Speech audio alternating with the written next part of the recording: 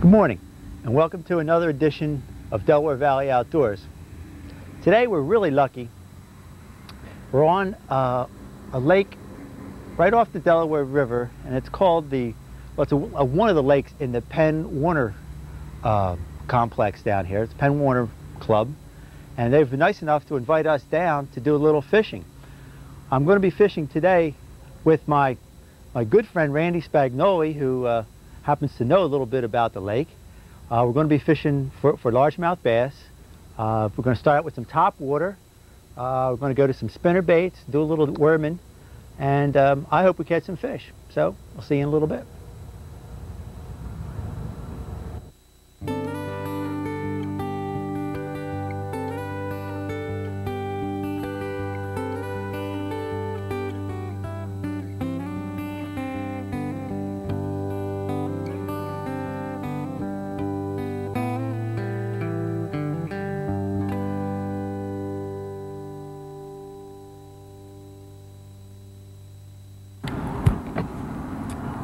What I'm throwing here this morning, let me just kick this motor a little bit, is what we call a buzz bait. It's got a little prop on it that takes you through the water and lifts the bait so it stays on the water as long as you're reeling the bait through the water. And it's basically like a spinnerbait in the sense that it has this wire hook with a lead head, and I've just put on a pork trailer. Okay, it's a plastic, but it's what we call a split tail eel again, and that's all it is, and that's just fluttering through the water. And as it goes through the water, it makes a what we call a buzzing noise, like that, and that attracts the fish. Sound is really important. We didn't talk about that as much with these baits. That sound that we're using with these baits is also an attractant. So when you're throwing that bait, the sound that it's making, that buzz noise, fish hear that, and they're attracted to it, and that also gets them to pay attention to your bait, and you can attract the fish that way. So what we're going to try to do again, we're going to go back and work these pads just one more time, and I'm using a fairly long rod today to get that cast out. We don't make too long of a cast, because you get into these weeds and you're too far in, you won't be able to set the hook very well, and the bass will just take you right down. So you want to keep your cast not real long, but just kind of a medium depth distance, so that you can have a little bit of control on that. Randy, that was a nice cast back in there. I wish I had bass written all over it. Sometimes you do see places where you say, hey, there's got to be a fish in there. And 9 times out of 10, they're not there, but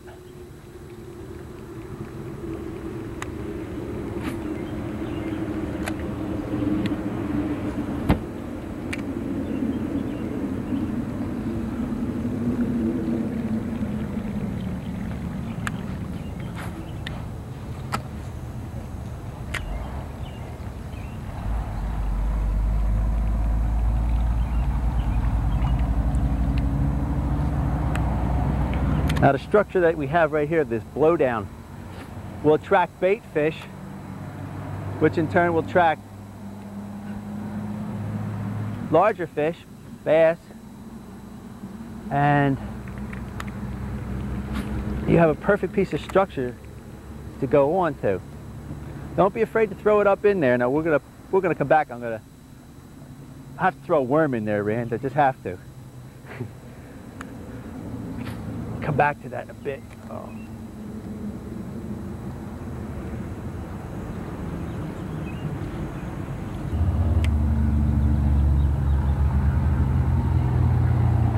There he is. There we go. There we go.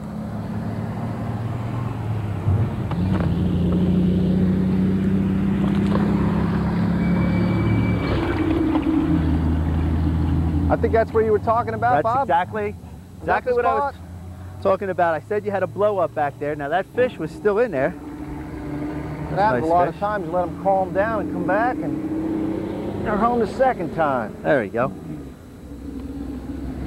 Now that's exactly what I was going to say. Go back to that spot. You had a blow up there before. That fish is still there, and we came back and picked it up. Good fishing, babe. Good fishing. There we go.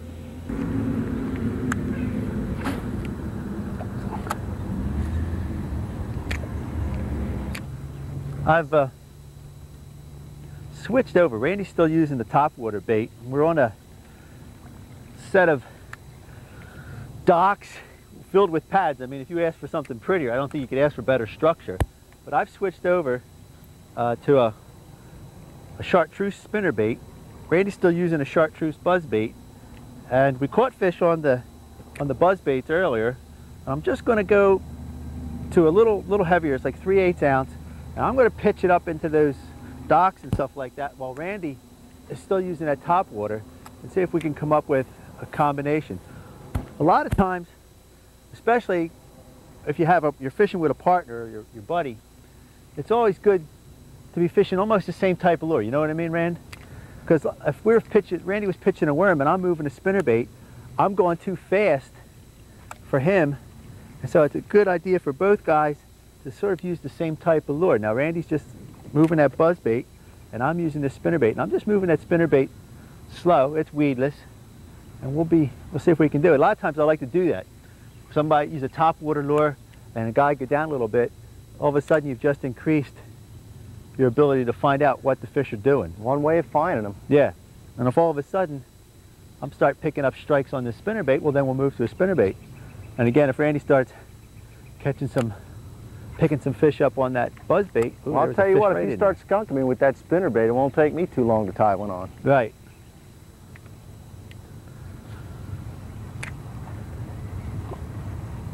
And I could basically do the same thing that Randy's doing with that buzzbait. I could just bring this spinnerbait right up. I got a pretty good sized blade on it, and I'm just working it underneath the water. So we can do that.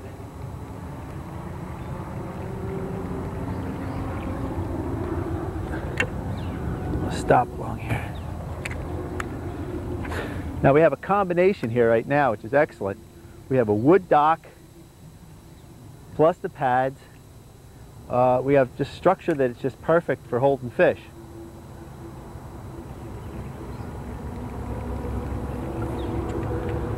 Now one long cast back in there.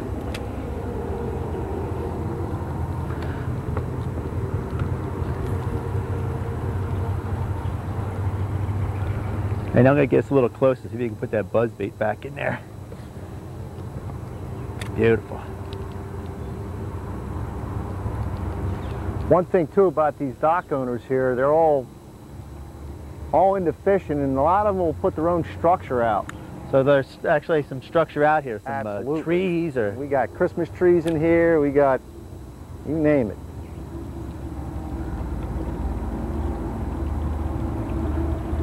Now we could come along here. Now I see this. Look at this wood in here. It's like a broken down dock. Now we can flip a worm in here. I'm going to see if I can entice a fish out here with a buzzbait.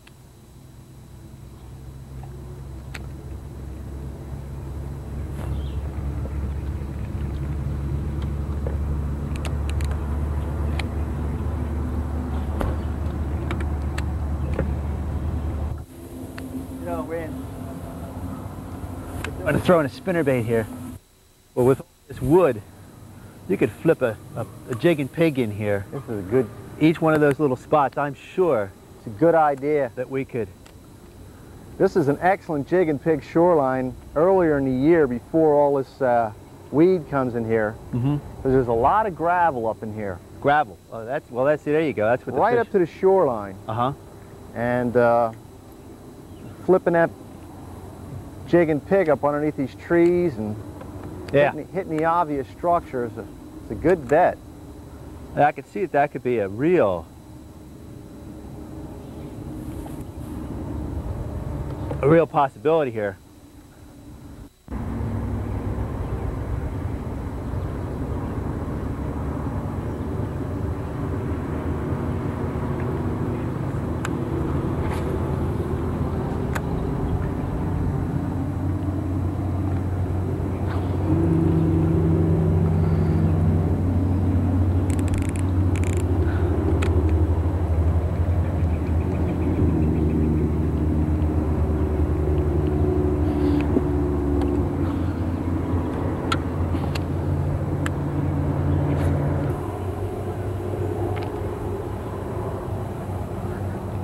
Nice thing about the spinnerbaits, they're still real weedless, you know. We can throw it right up into that junk that we're fishing here, and not get hung up.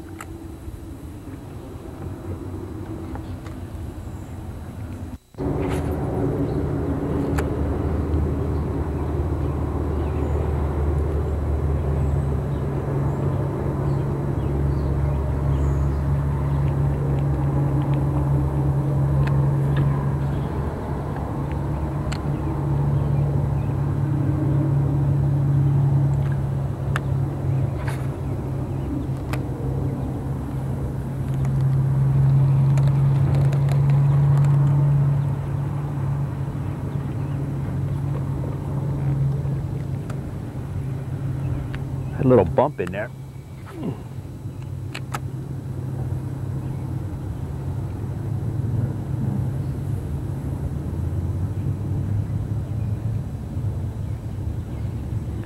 I think all this rain's got this water stained up pretty good, Bob. Yeah.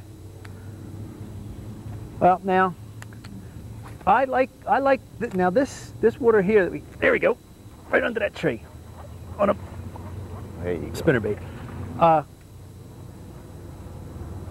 I like this water, this color water, this stain right here. I think it's nice. It's not real clear. Fishing in clear water is a little green yet.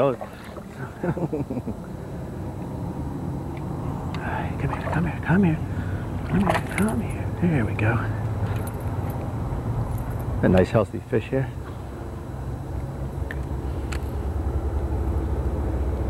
Yeah, just there's a little fish, but it's nice to have. A nice looking fish. Okay, with the wind way it's blowing, we're taking the boat. I'm just letting it drift, and we're blowing right towards this pad field here. And I'm still throwing a spinnerbait. I still have confidence in my spinnerbait here. I know, Randy, we talk about that too. Confidence in a lure. I know you have a lot of confidence in the worm that you're using there. Like myself, I have a lot of confidence in my spinnerbait, and I think you know, you should stick with something that you have confidence in. Work that lure. Confidence is a large part of fishing. Well, it is, and I think you get the confidence from going out, spending time on the water, using a lure that you know that catches fish, and giving it a chance to work. And once you start catching fish on it, it's like anything else. You get used to it, you get a feel for it, and yeah, you can throw it in confidence. You can really work it the way you want to. You have little things that you know about the lure, that what it's doing, and I know that's one thing. Everybody will switch from a spinnerbait to a crankbait, and I always tell everybody, learn one lure. Take a lure and learn it. Just take it and just fish it, fish it, fish it, so you know everything you can about that lure, and then go on to the next lure.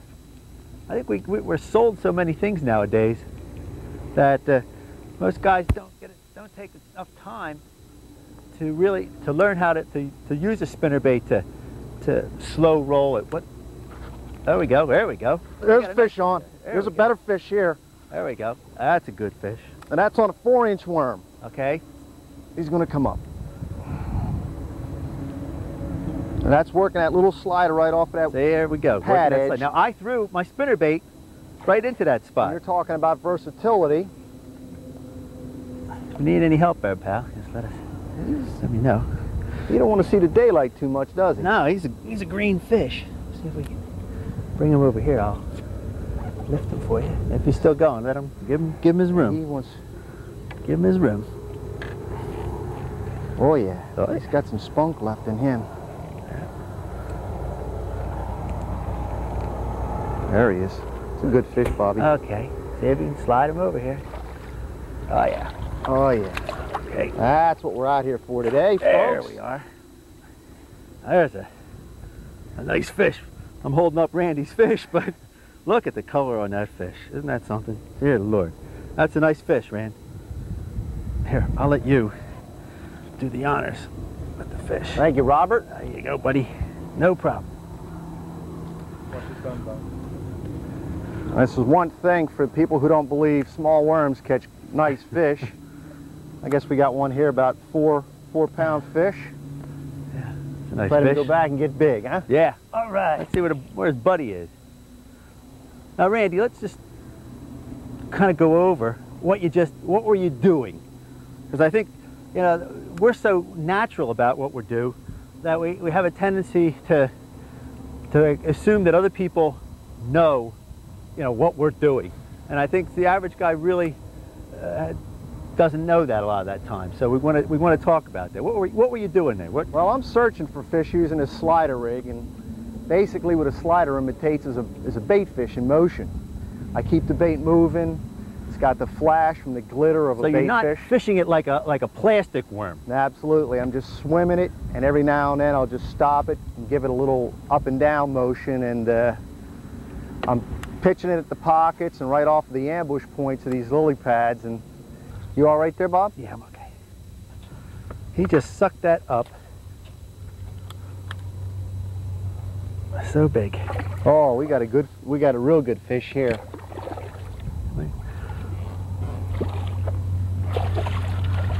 He's Can you walk him to me, Bob? Oh, son.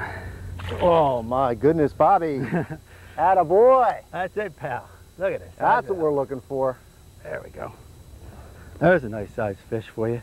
Now, Randy, see that? It was a slow moving spinnerbait that I just let roll on the bottom.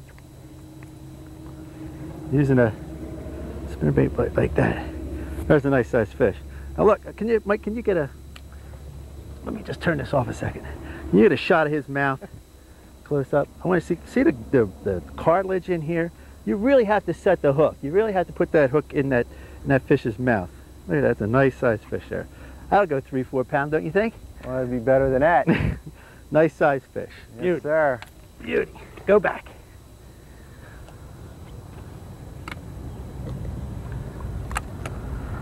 I knew that spinnerbait was calling him out of here. You know that for the length of that fish, he didn't have much of a belly to him, you know? No. He looked like he's been... yeah, almost like a spawned out type yeah, fish. that's what I was thinking. But nice weight on it. Get us out of these pads. There we go, pad fishing. Some of the best summertime structure you can get. He's putting a strain on me here. I hope he don't come up. He's coming, look at this. Oh my goodness. Stay down, Jim. Oh yeah, come on, Daddy. This is the one I missed earlier, I'm sure of it. Let's see if you can. There he is, Bobby. Whoa. Okay. Bring him up here. Come on, big boy. Come on, big boy. Don't get him up. Get him out of the water. Get him out of the water. That's it. That's what we wanted. Right there. There you go. There you go. I'll hold him for you. Okay, my man. Not Good your net hand. job. Good net job. Okay. We would have. Make it that. Just stay there.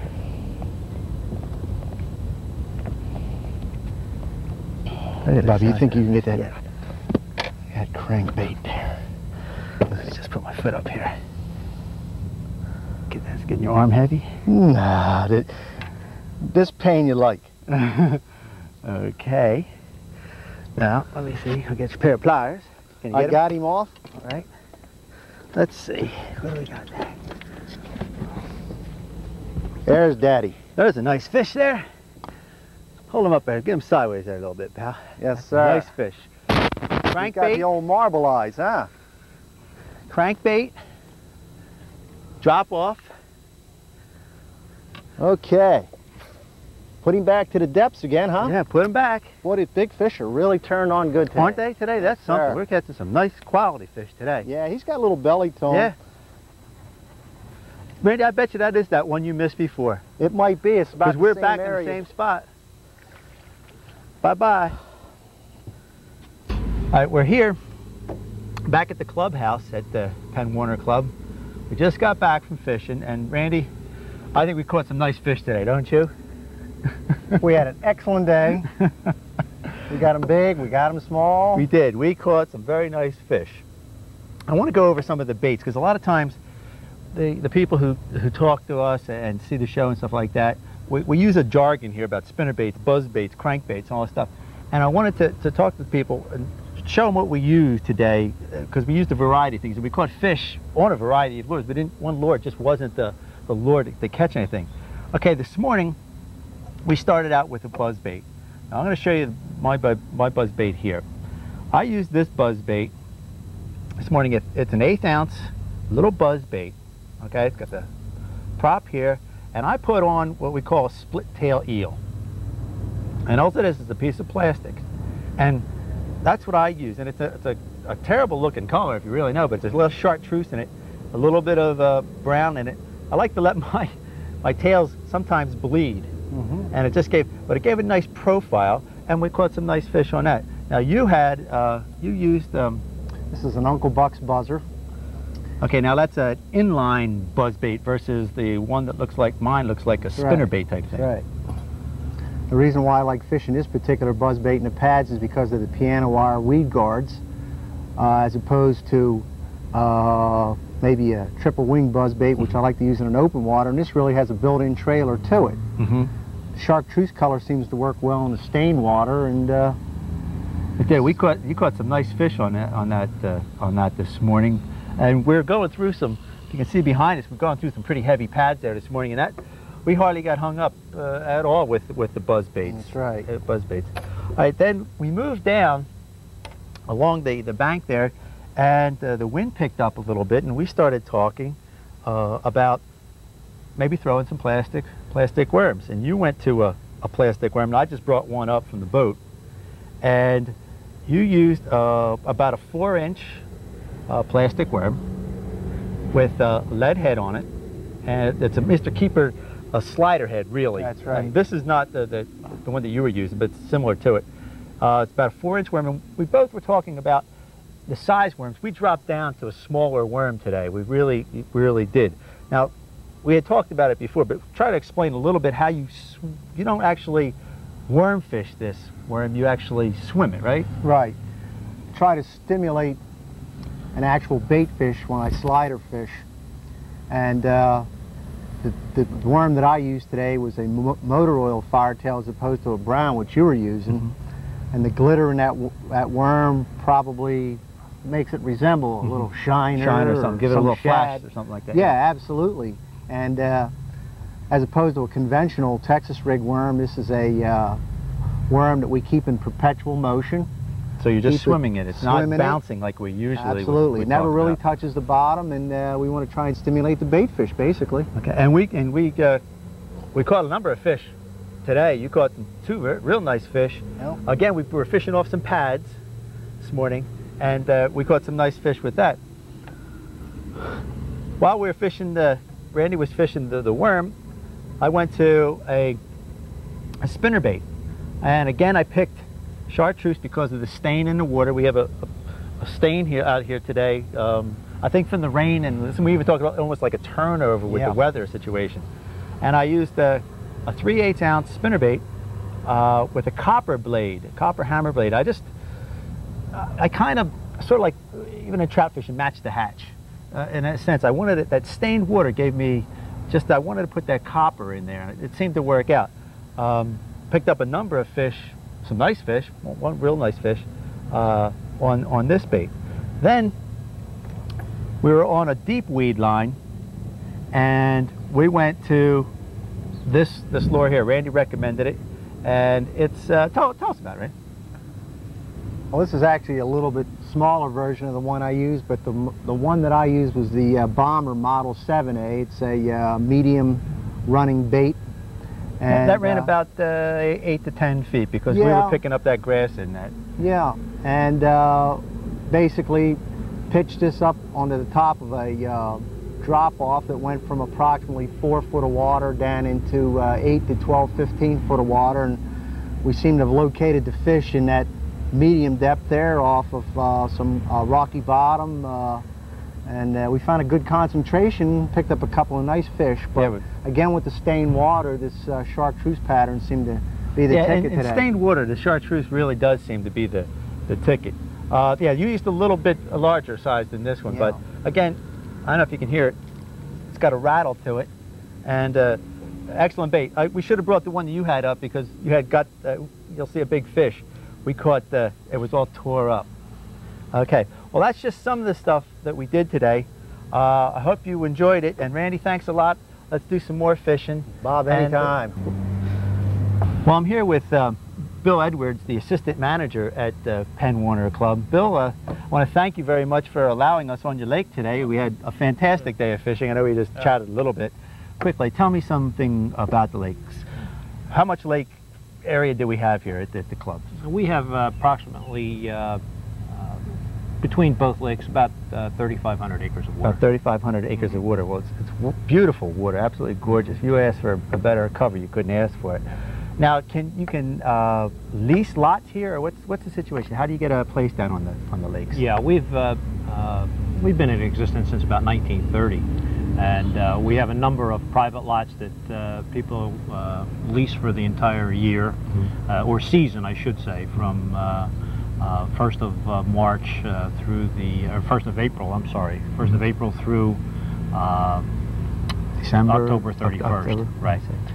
By the 1st of November, they have to be off the lots. Off the lots. And then we have general camping sites, which people can, our members can just pull into and set up a camper and stay for a weekend. Or now, your members. That means you have to be a member to belong to this club to fish here. It's a totally private area. It's a private club.